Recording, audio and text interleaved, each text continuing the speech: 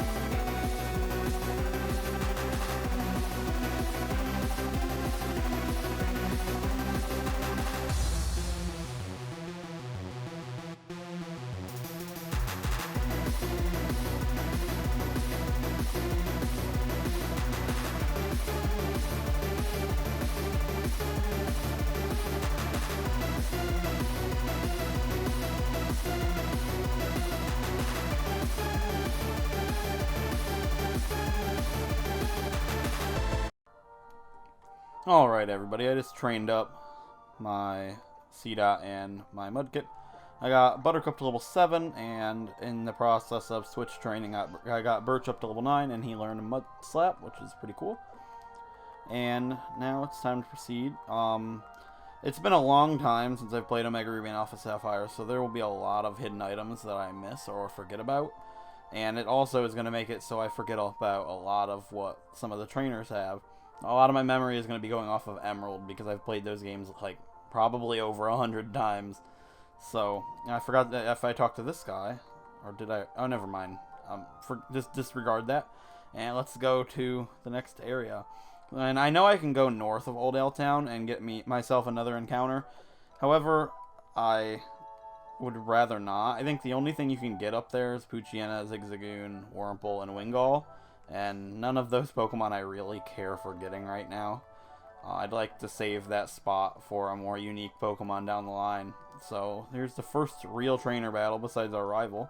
I'll leave Buttercup out front and I'll switch train to get her a little bit of experience since she still only knows Bide, which is not something I'm probably ever going to use. And he's got a Zigzagoon, so these first few battles are going to be basic, easy battles and uneventful for the most part. So I'll switch to Birch and knock out Zigzagoon. I was thinking about what's coming up here and some of the encounters that I could get, and Ralts would have been kind of cool, but I'm pretty happy with Seedot. I think it's pretty rare here. I'm not sure how they changed. I know you could have got Surskit, which is my definition of not very good and unique, which I kind of would have been all for using a Surskit. What's this Pokemon? A Seedot. Okay. I didn't see what it had, but... And one of my rules, like I said, is to fight all the trainers, so I'm going to be fighting everybody I see. So, that's eventful because there's a lot of trainers later on in the game that are really difficult, and as with most games, and there's always a lot more risk with fighting them, which makes the challenge a lot more harder, which I always like. I'm not going to use Bite against it. I know it can't knock me out, or it probably can't. Something I'll be doing a lot of off-screen, like I'll be doing training sped up, but berry farming I'm going to do a lot of off-screen. Like, I don't think that's very exciting to record. I know, I wouldn't want to watch somebody farm berries just because, like, it's not that eventful. It's just extra that I don't need to record. And there's Buttercup, grew to level 8. I don't remember what level C dot gets a move that is useful. It might get Absorb. I'm not sure. What's this one? That's a Surskit.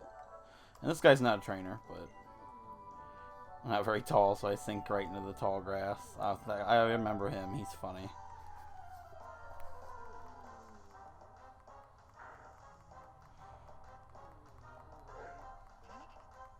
I was thinking, I've been trying to think of things to talk about, because since this is my first series, like I said, I'm not going to have much to say, or remember much to say, but here's berries, like I was talking about, so let me know if I should cut out picking berries and planting them, because that's kind of boring, but for right here, there's only 2 plants, which is no big deal. I'll replant them.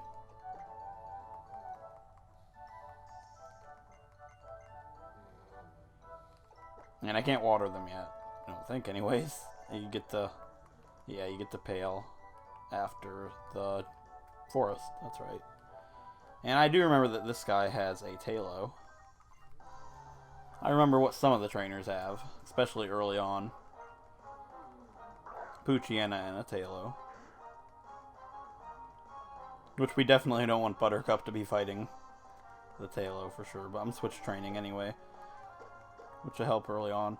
And that level limit is 14, but hopefully soon in the forest and the route before the forest I will get 2 more Pokemon, which will make that level limit approach a lot slower at least. Also, I noticed, I forgot to turn battle animations on. I'm sure somebody noticed that. I don't normally play with the battle animations off. I turn them off for training, but I just realized that they're off. I'm sorry for that one.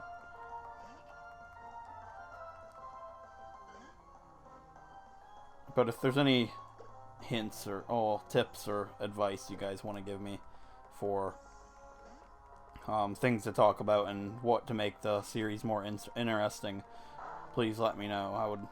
I'll take anything into consideration. I just always wanted to do these on YouTube because I do so many, like I said, and they turn later on in the game, they get so intense and really enjoyable, and I always want to tell somebody about them, but I don't really have that many friends, and I don't really have any friends that play Pokemon at all with the ones that I do have, so it'd be nice to have them on YouTube, so other people can watch and comment on them. And I wasn't really ready for her. I was going to skip ahead of her and go to the Pokemon Center, but I don't think her Zigzagoon is going to knock out anybody. The first few areas are going to be pretty uneventful, as expected, but if you heard that, that's my dog. Like I said, they'll probably make a little bit of noise throughout the series. Yeah, we should be alright. And I've noticed that Tackle's doing more damage than Water Gun at this point. At least I think so, because Tackle's a pretty decent move at this point, and Mudkip's attack is really high with that. What was it? A Lonely Nature? Yeah. Buttercup grew level 9, learned Growth. Growth would be pretty useful down the line, but I don't have any attacks to go with it right now. Alright, we can go down here, and I believe there's a Pokeball, I want to say. A potion. Alright. Like I said, it's been ages since my main file where I keep everything that means anything to me is my Alpha Sapphire. So I haven't gotten to restart it very often. And my Omega Ruby, I just haven't played through that often, because I've already done a Wedlocke on it, like I said. And here's May. How's it going, Chroma? Have you been using your Dex Nav and perfecting your sneaking skills? I hope you already checked out the Dex Nav's detector mode. It reacts to Pokemon in the area, so it's really handy. Which I believe is the blue thing that she's going to show us right here. I don't remember. It's been a long time. Look, up there. Check them out, Chroma.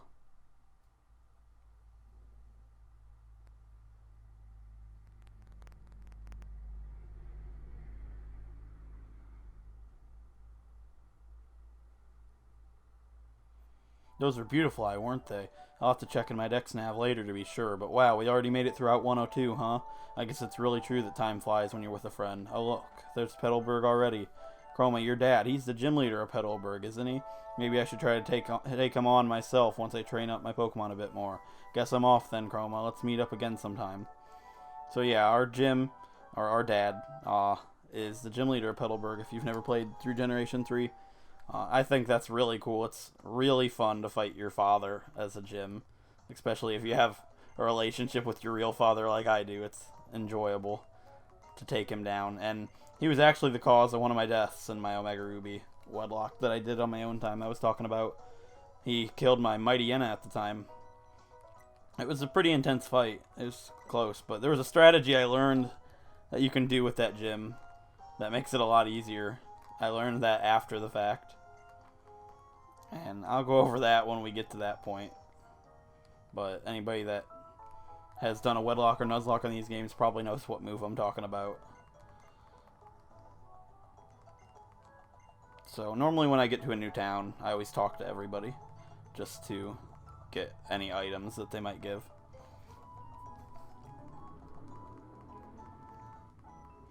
I don't want to do too many cutting out, like for Pokemon Centers and other things during this, because cutting during a Nuzlocke or Wedlocke just seems like a bad idea, because it could, if you cut during a battle, what if somebody died and you're cheating? I don't cheat. I have never cheated. They ruined the game for me, and I would never do something like that. I've done it. I did it on my first ever Nuzlocke, and it didn't have the same feeling. I didn't cheat my first ever Nuzlocke I completed. Like, when I first ever tried one, I cheated, and it just wasn't the same, and I never did one again for years later. And then when I finally did, I did it the right way, and I'd never, ever cheat on one after that. It was so much fun, and I've been doing them for so long. There's those times where you lose a lot of Pokemon, and it's really unfortunate, but there's a philosophy or a theory or whatever you want to call it that I go by. All the Pokemon that die during your journey are meant to die, and they are what shape the final team that you end up the game with. As if they weren't to die, you wouldn't be where you were today, and I think it's really cool to go by that. It makes the deaths feel a lot less hard on you. Anyways, this little boy fought our father, it looks like, and this is something that you do every time you play through 3rd generation. Why isn't it Chroma? If it isn't Chroma, I see you finished moving in. Well, I guess we shouldn't stand out here talking. You want to come in for a bit? We can talk in the gym.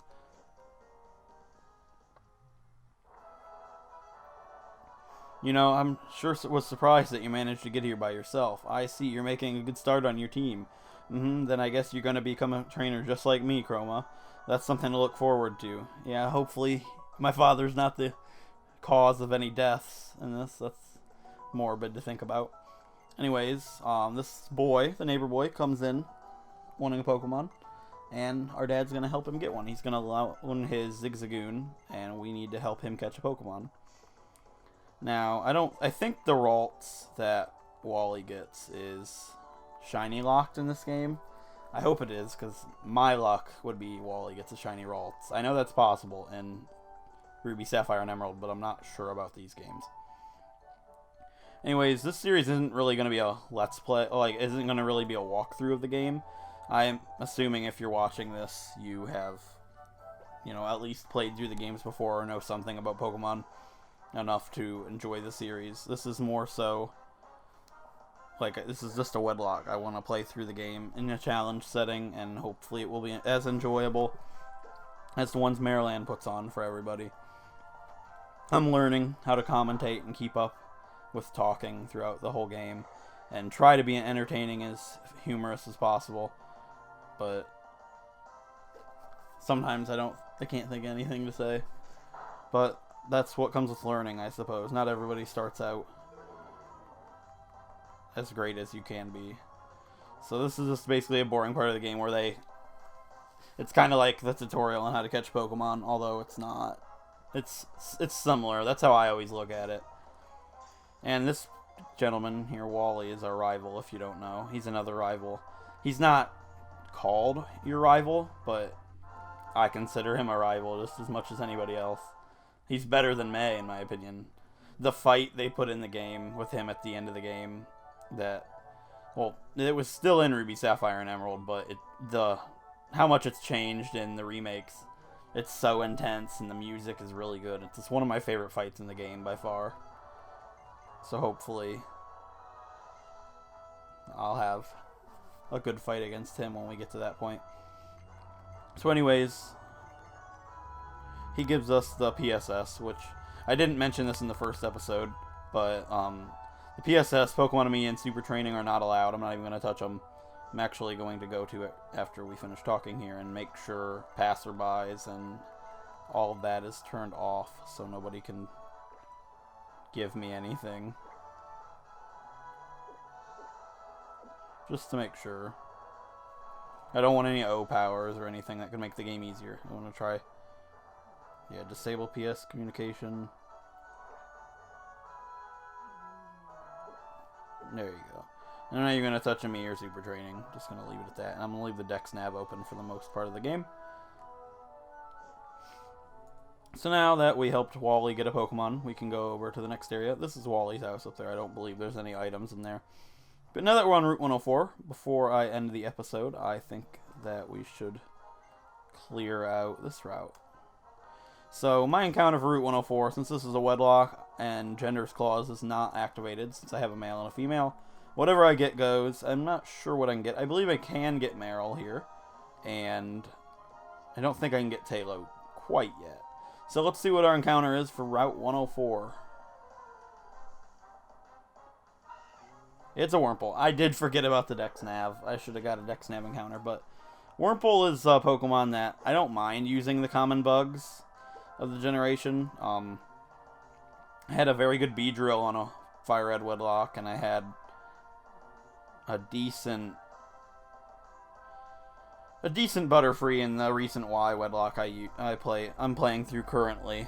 I've been posting on Twitter, and I like the common bugs. However, I did use a Dustox the entire game the last time I did a Wedlocke on Omega Ruby, and I would prefer not to use a Dustox again. So hopefully this one will evolve into Beautifly. That would be cool. So I don't really want to knock it out, so I think Water Gun would. So what I'm going to do is just throw a Pokeball here, see if we can catch it, get lucky, and finish, instead of having to weaken it some more, because I don't want to knock it out. Yeah, here's what I'm going to do. I'm going to use... It's level 5. I have no idea. I'm just going to use Water Gun. I don't want to knock it out. Alright, we didn't. I give everything a chance, even though I don't want to use a Dustox. I didn't want to use a Mudkip either, so... Let's catch this Wurmple, and I believe this one's a male, which means we need to get a tree nickname for it.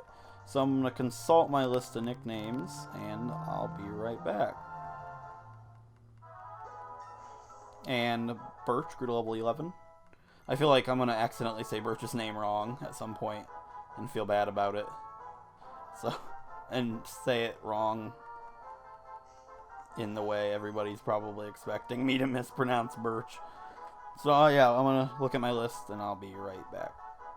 Alright, it's kind of a girly name, but it is a male, and if it evolves into a Beautifly, it'll be a cute name for a Beautifly. I'm going to name him Olive.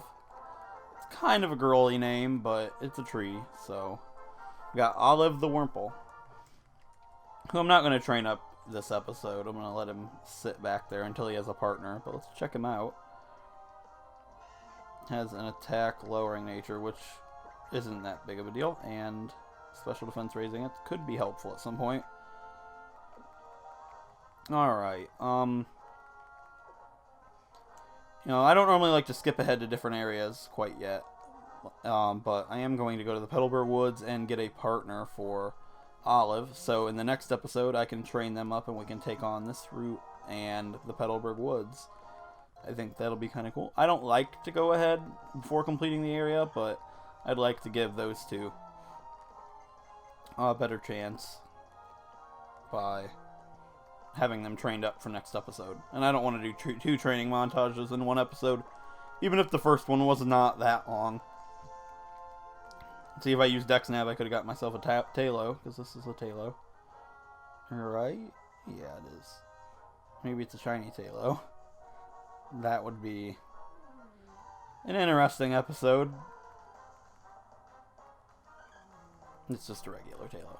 That would have been cool to get, but I'm not that upset about it. I forgot about the DexNav. From now on, I'll try to remember to get my encounter every time, just to see what I'll get. There's no guarantee I'll always take it. Try and cut ahead through here to get to Petalburg Woods, just to get my encounter, like I said. Taylor would have been cool, but it was bound to happen that we'd get a Wurmple. You can get some more rare encounters through the DexNav, like ahead, where you can get Skitty, which is a pretty rare Pokemon. Skitty's pretty common from the DexNav, if I remember. And Skitty's not that great of a Pokemon, but I really want to use a Skitty this time around, because it's different, and I've never used it, and I think that would be really cool. So, in here I'd like a Shroomish, because it's something I personally haven't really used ever. And Shroomish is... I believe that was a Slack Off. I think. Slack Off would be interesting. Truant would be annoying, but... Truant would be really annoying. I don't think you get the Eviolite anytime early in this game, so Vigoroth, but... Slack Off. You know what? I'm just going to get my encounter. I don't want to get the Slack Off. Sorry for any Slack Off fans out there. So I need a female Pokemon for Olive, and my encounter for the Petalburg Woods can't be Silcoon, because how I'm going to do Dupe's Claws for Wurmple is either of the lines. Until I know what it is, either of the lines don't count. So this Silcoon, unfortunately, triggers Dupe's Claws and does not count. Wurmple's a little bit different in that aspect. So my encounter for the Petalburg Woods is... well, Slack Off anyway. Is it going to be male or female? It's a female one. So our encounter for the Petalburg Woods is Slack Off, which I like Slack Off as a Pokemon. It's really cool. But slacking could be a problem in a Nuzlocke or Wedlocke because of Truant. Especially a Wedlocke. That could be really bad, but I could keep it as a Vigoroth. I'm not sure if you get the Eviolite anytime soon in this game, if at all, until after the Elite Four. I have no idea, like I said. So, I'll weaken it a little bit, and we'll catch this Slack Off. Yawn would be pretty useful. I don't know. Slack Off's different. I've never used one in a Wedlocke or Nuzlocke, so this is pretty cool, I suppose. And will we catch it on the first Pokeball? Yes. So, once again, I'm going to look at my list of nicknames, and I'll choose a flower nickname for our Slack Off here. The Truant Pokemon, I believe. The Slacker Pokemon. Okay. And, yeah, let's take a look at my names, and I'll be right back. Oh, this is a flower, and it's a real name. But I like this name for the Slack Off. I don't know. I just thought this would be kind of fitting. I'm going to name her Heather. I don't remember what any of these flowers actually look like for the most part. But I just took a whole bunch of flower names and I wrote them on a notepad. And that's some of the names that I can pick from. So, yeah, I'm going to name her Heather. I'm normally kind of odd about naming Pokemon after people names, but it's a flower, so it fits. So let's take a look at Heather real quick. And she's got an attack raising nature. She's got a naughty nature. Lower special defense, you know, not the end of the world, but that attack raising nature is going to be really good for her. So, yeah, let's talk to her real quick so we don't have to come back over here. and grab this item, which is Pokeball. So yeah, in the next episode, we're going to take this route on, and we're going to clear the Petalburg Woods, and possibly even the route right before right before Rustboro City. So yeah, in the next episode, we're going to train these two up, take on those routes, and make it to Petalburg City. So I thank you for watching, and I hope I'll see you in the next episode.